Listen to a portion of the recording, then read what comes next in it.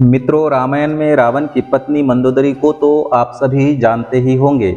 जी हाँ, वही मंदोदरी जिसने अपने पति रावण को कई बार अनैतिक कार्यों को करने से रोका था। कहा जाता है कि रावण की पत्नी मंदोदरी एक बुद्धिमान स्त्री थी। वह इस युद्ध का परिणाम जानती थी, इसलिए वह हमेशा से ही इस युद्ध के खिलाफ थी। जब रावण द्वारा माता सीता के हरण की बात मंदोदरी को पता चली, तो वो उस समय भी रावण को माता सीता को सम्मानपूर्वक भगवान श्री राम को लौटाने की सलाह दे रही थी। लेकिन हठी रावण ने मंदोदरी की बात नहीं सुनी और लंका का विनाश हो गया। राम रावण का युद्ध हुआ जिसमें रावण मारा गया और मंदोदरी चाहकर भी उसे बचा नहीं पाई। लेकिन क्या आप ये जानते हैं कि रावण के मरने के बाद मंदोदरी का क्या हुआ?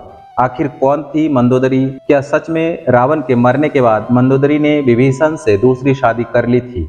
अगर आप इन प्रश्नों का जवाब जानना चाहते हैं तो इस वीडियो के अंत तक जरूर बने रहिएगा। तो चलिए शुरू करते हैं। कौन थी मंदोदरी? हिंदू पुराणों में उल्लेखित एक कथा के मुताबिक मधुरा नाम की एक अप्सरा हुआ करती थी, जो भगवान शिव से काफी ज्यादा प्रभावित थी। इसलिए एक बार वह उनसे मिलने कैलाश पर्वत पर पहुंच गई। उस वक्त कैलाश पर्वत पर भगवान शिव अकेले थे। माता पार्वती कहीं गई हुई थी। कथा के मुताबिक भगवान शिव को कैलाश पर्वत पर अकेला पाकर अप्सरा मधुरा उन्हें लुभाने की कोशिश करने लगी। कुछ देर बाद जब देवी पार्वती कैलाश पर्वत पर आई तो उन्होंने मधुरा के शरीर पर भगवान शिव का भस्म लगा हुआ पाया, जिसे देखकर माता पार्वती क्रोधित हो गई और क्रोध में आकर उन्होंने मधुरा को श्राप दे दिया कि तुम अगले 12 वर्ष तक मेढकी के रूप में जीवन व्यतीत करोगी। माता पार्वती का श्राप और क्रोध देखकर मधुरा डर गई और हाथ जोड़कर उनसे माफी मांगने लगी। इसके बाद माता पार्वती ने उसे कहा कि सही समय आने पर तुम श्राप मुक्त हो जाओगी। और जैसा कि माता पार्वती ने श्राप दिया था, अप्सरा मधुरा तुरंत ही मेढकी बन गई, जिसके बाद वह धरती लोक पर विचरण करने लगी। मेढक रूपी मधुरा पृथ्वी लोक पर किसी तरह अपने दिन गुजार रही थी। लेकिन तब एक दिन अचानक एक भयंकर सर्प मेढकी मधुरा को खाने के लिए उसके पीछे पड़ गया। मेढकी मधुरा अपनी जान बचाने के लिए भागने लगी और भागते भागते वह सप्त ऋषियों के आश्रम में पहुंच गई, जहां उन्होंने खीर बनाने के लिए खीर का बहुत बड़ा बर्तन लकड़ी के चूल्हे पर चढ़ाया हुआ था। जब सांप ने मेढकी मधुरा को दौड़ाया तो उछलकर उसी खीर के बर्तन पर बैठ गई। जब सांप उसके पीछे आया तो वह उससे बचने के लिए बर्तन के एक छोर से दूसरे छोर पर उछल गई। सांप भी उसके पीछे मेढकी को पकड़ने के लिए उस बर्तन पर चढ़ गया और दूसरे छोर पर जाने के लिए कोशिश करने लगा। लेकिन दुर्भाग्य से सांप फिसलकर खीर के बर्तन में गिर गया और खीर का बर्तन गर्म होने के कारण गिरते ही वह सांप मर गया। किंतु अब मेढकी बनी उस मधुरा को यह चिंता सताने लगी कि जब ऋषिगण यहाँ आएंगे और वे एक खीर खाएंगे तो जहरीले सांप की वजह से उनके मृत्यु हो जाएगी। और मधुरा ये हरगिज़ नहीं चाहती थी कि उसकी वजह से सप्त ऋषियों की जान जाए। इसलिए वही बैठकर ऋषियों का इंतजार करने लगी। जैसे ही ऋषि वहां आए और मधुरा मेढकी उनके सामने तुरंत खीर के बर्तन में कूद गई। ऋषियों ने मेढकी को बर्तन में कूदते हुए देख लिया, इसलिए उन्होंने सोचा कि अब तो यह खीर खाने योग्य नहीं है और उन्होंने खीर को वहीं फैला दिया। खीर फैलाने पर उन्होंने देखा कि उस बर्तन में मेढकी के अलावा एक सांप भी मरा हुआ है।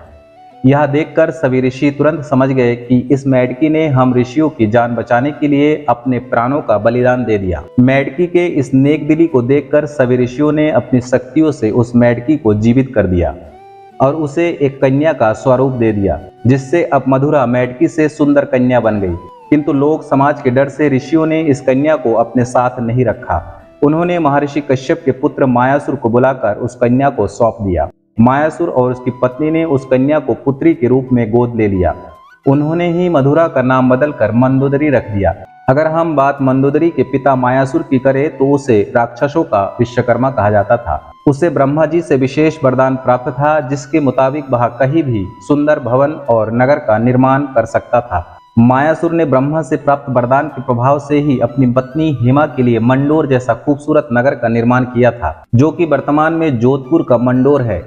मंदोदरी और रावण का विवाह कैसे हुआ? कथा के अनुसार एक बार रावण मायासुर से मिलने के लिए मंडोर पहुंचा था। उसी समय उसकी नजर मंदोदरी पर पड़ी थी। रावण मंदोदरी को देखते ही उसकी सुंदरता पर मोहित हो गया, इसलिए उसने असुर राज मायासुर के सामने मंदोदरी के साथ विवाह करने का प्रस्ताव रख दिया। कहा जाता है कि जब विवाह के लिए रावण और मंदोदरी की कुंडली का मिलान हुआ तब स्थितियां ठीक नहीं थी, लेकिन रावण के प्रताप को देखकर मायासुर ने उसे डर से मना नहीं किया। वहीं दूसरी तरफ मंदोदरी भी रावण से विवाह नहीं करना चाहती थी, लेकिन अपने पिता की बातों को टाल ना सकी, जिस वजह से मंदोदरी ने रावण से विवाह के लिए हामी भर दी। कहा जाता है कि राजस्थान के जोधपुर में मंडोर में मंदोदरी और रावण का विवाह हुआ था। राजस्थान के जोधपुर में मंडोर रेलवे स्टेशन के पास एक जगह है, जिसके बारे में ऐसी मान्यता है कि यहीं पर रावण ने मंदोदरी के संग 7 फेरे लिए थे। कुछ मान्यताओं के मुताबिक भगवान शिव के वरदान के कारण मंदोदरी का विवाह रावण से हुआ था। मंदोदरी ने शिवलेश्वर नाथ मंदिर में भगवान शिव की आराधना की थी। यह मंदिर मेरठ के सदर इलाके में है। कहा जाता है कि मंदोदरी ने भगवान शंकर से यह वरदान मांगा था कि उसका पति इस धरती का सबसे विद्वान और शक्तिशाली हो। उस समय रावण ही एकमात्र ऐसा पुरुष था जो धरती का सबसे विद्वान और शक्तिशाली था। कहते हैं कि रावण मंदोदरी की सुंदरता पर इस कदर मोहित हुआ कि केवल मंदोदरी ही उनकी प्रमुख रानी और लंका की महारानी होगी। कथाओं में मंदोदरी को एक पतिव्रता नारी के रूप में वर्णित किया गया है। वह मंदोदरी ही थी जिसने अपने पति रावण के मनोरंजन के लिए शतरंज के खेल का प्रारंभ किया था। रावण से विवाह के बाद मंदोदरी को रावण से मेघनाद और अक्षय कुमार नामक 2 पुत्र भी हुए थे। जनश्रुतियों के मुताबिक श्री राम द्वारा रावण के वध के पीछे मंदोदरी का भी हाथ था। कहा जाता है कि रावण की मृत्यु एक दिव्य बाण से हो सकती थी और उस दिव्य बाण के बारे में रावण ने सिर्फ मंदोदरी को ही बताया था, लेकिन हनुमान जी ने बहुत ही चालाकी से अपनी बातों में फंसाकर मंदोदरी से इस बाण के बारे में जानकारी हासिल करके उसे चुरा लिया और इस बाण की मदद से प्रभु श्री राम ने रावण का वध कर दिया था। कहते हैं कि मंदोदरी अपने पति द्वारा किए गए बुरे कार्यों से अच्छी तरह परिचित थी। वह हमेशा रावण को यही सलाह देती थी कि बुराई की मार्ग को त्याग कर सत्य की शरण में आ जाए, लेकिन अपने ताकत पर घमंड करने वाले रावण ने कभी मंदोदरी की बात को गंभीरता से नहीं लिया और उसका परिणाम तो आप सभी जानते ही है। क्यों किया मंदोदरी ने विभीषण से विवाह? जब रावण ने सीता का हरण किया था उस वक्त मंदोदरी ने इसका विरोध किया। उसने रावण को माता सीता को पुनः राम को सौंपने को कहा था, लेकिन रावण ने मंदोदरी की बात को अनसुना कर दिया। प्रचलित कथा के मुताबिक राम रावण की युद्ध में विभीषण और मंदोदरी सहित कुछ गिने चुने लोगों को छोड़कर रावण के पूरे कुल का नाश हो गया था। रावण की मृत्यु की खबर जब मंदोदरी को मिली तो वह विलाप करते हुए युद्ध भूमि में पहुंच गई और रावण के शव देखकर वह तेज आवाज में रोने लगी। कहते हैं कि यह युद्ध भूमि में मंदोदरी की नजर प्रभु श्री राम से टकराई। मंदोदरी को इस तरह से विलाप करता देख प्रभु श्री राम को भी अति दुख हुआ था। लंका के सुखद भविष्य के लिए श्री राम ने विभीषण को लंका का राजपाट सौंप दिया था और उन्होंने मंदोदरी के सामने विभीषण से विवाह करने का प्रस्ताव रखा था, लेकिन उस समय मंदोदरी ने इसका कोई उत्तर नहीं दिया। इसके बाद प्रभु श्री राम अपनी पत्नी सीता और भाई लक्ष्मण के साथ वापस अयोध्या लौट गए। वहीं दूसरी तरफ मंदोदरी ने रावण के वियोग में खुद को लंका के महल के कमरे में कैद कर लिया।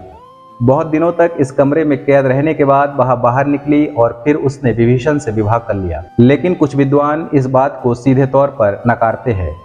उनका मानना है कि ये सिर्फ वेदांतिया है, इनका सच्चाई से कोई लेना देना नहीं है। दरअसल विद्वानों के मुताबिक मंदोदरी एक पतिव्रता नारी थी। वह अपने पति के पूरी तरह से समर्पित थी। इतनी महान ज्ञानी और पतिव्रता नारी ऐसा निर्णय नहीं ले सकती। ऐसे में रावण की मृत्यु के बाद मंदोदरी का विभीषण से विवाह करना एक वेदांती के अलावा और कुछ नहीं है। उम्मीद है आपको आज की ये वीडियो पसंद आई होगी, तो इस चैनल को सब्सक्राइब कर बेल आइकन को प्रेस कर दीजिएगा। जय श्री राम।